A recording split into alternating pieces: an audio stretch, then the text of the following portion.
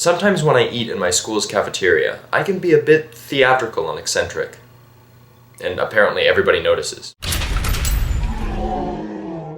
So, as an RA living on campus this year, I tend to eat meals in the cafeteria a lot. And I usually go with my good friends and we have rather lively conversations. Generally, all of us have a lot of stories to tell, funny or crazy or important things that have happened in our lives. And one of my friends and I really get into our stories. Lots of hand motions.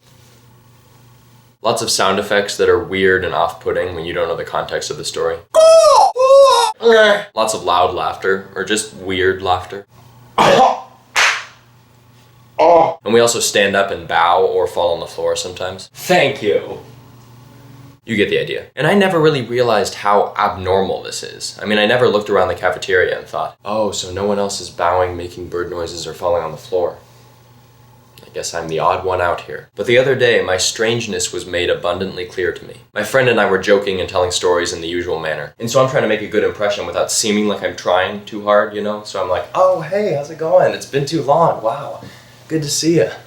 And suddenly my friend points behind me, and I turn around and see that several of our other wonderful friends are seated at a table behind us, watching us and laughing. I become aware of the fact that I probably look like a manic idiot from the back. And so I'm trying to make a good impression without seeming like I'm trying too hard, you know? I'm like, oh hey, how's it going? Wow, good to see you. Oh my gosh, it's been so long. But I also notice that I don't care. I'm just telling my stories in the way that I feel is right. And if close friends are watching me from afar and laughing at me, well, that just means I'm giving them free entertainment. They should really be thanking me for dinner and a show. So back to the story. As soon as I know that they're watching me, from that point on, I just make all of my movements even more extravagant. And then I was like, well, it's been fun catching up. Good to see you. We should do this again sometime. And I think that was appreciated. Plus, the fact is, since they're my friends, they should pretty much know to expect this kind of thing from me. I've never been one to do what other people do.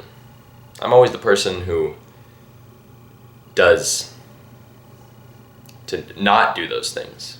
I do the opposite of those in a different way, so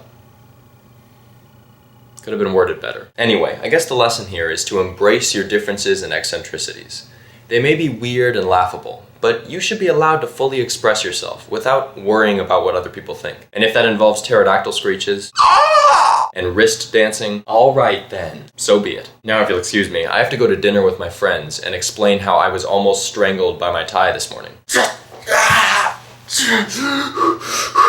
Oh, Dad, just stop. Don't let it take me. It's not too over the top, is it? Good. I'll catch you later.